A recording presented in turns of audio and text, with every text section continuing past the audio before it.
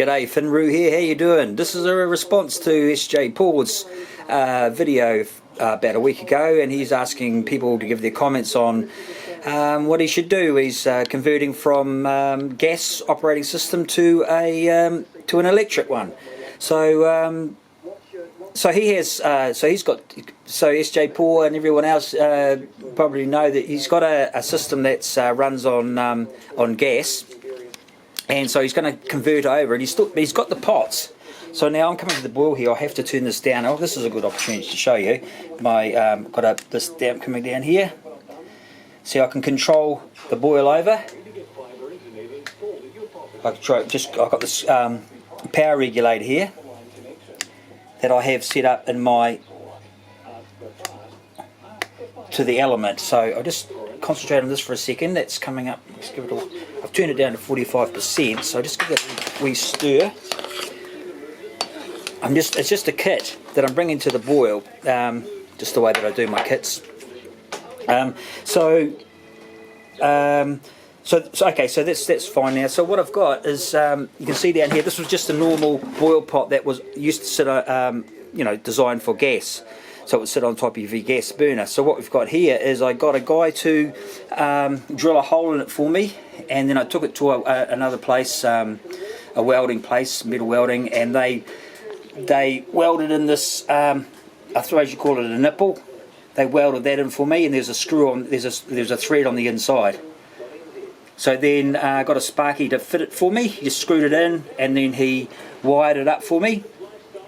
And there, it's got a nice cover on it, all nice and safe, and then it just goes up around here to this, as I was showing you before, this controller. And the reason that I got the controller put on was exactly because of what happened before for boil over. So I can actually turn it down, control the heat, and it works very, very well. And it wasn't very expensive to sort out, so that was good. Now for my HLT, I was lucky enough to get this boiler here.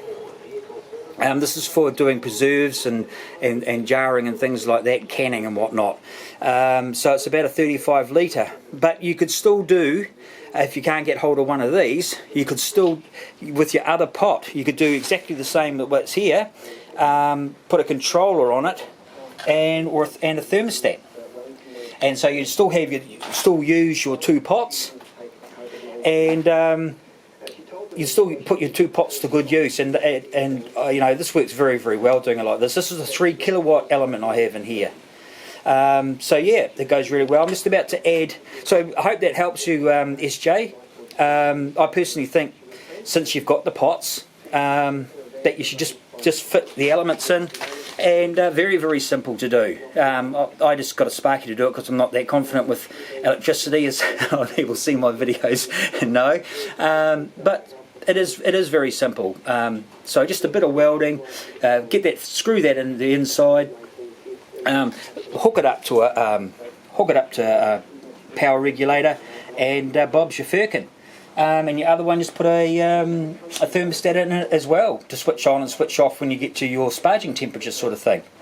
Yeah, hope that helps. So I'm just about to, I've